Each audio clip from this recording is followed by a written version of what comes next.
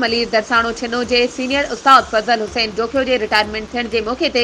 साथी उस्तादनि ऐं वेझनि दोस्तनि पारां पुरवकार आजियाणो ॾिनो वियो, जंहिंमें पेटे अलफ गदाब जे सदर एज़ाज़ जोखियो, अवामी प्रेस क्लब मलीर जे जनरल सेक्रेटरी अब्दुल कादिर दर्स, मोहम्मद मूसा जोखियो, दोस्त मोहम्मद जोखियो, जमील गबोल, महबूब आलम जोखियो, उस्तादनि, सियासी समाजी अगवाननि, शागिर्दनि वॾे तादाद में शिरकत कई।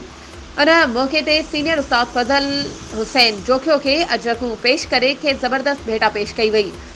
फज़ल हुसैन जोखियो चयो त जेकॾहिं किथे बि कोई स्कूल नथो हले, ॿार घटि हुजनि था या पढ़ाई में होशियार नाहिनि, तब बि उस्ताद खे ई मयार ॾेई मथस तनक़ीद जा तीर हलाया वञनि था। पेटे अलफ गदाब टाउन जे सदर एज़ाज़ जोखियो चयो त उस्ताद समाज जो सुजाग ऐं मुतहरिक हिस्सो आहिनि। दोस्तनि अॼु मलीर जी तालीम खे अहमियत ॾींदे हिक सीनियर उस्ताद जी इज़त कई आहे। वधीक ख़बरुनि ऐं अपडेट्स जे लाइ असांजे चैनल खे सब्सक्राइब कयो ऐं हा, बेल आइकन खे प्रेस करणु न विसारिजो त जीअं असांजी हर नई अचण वारी वीडियो तव्हां ताईं पहुची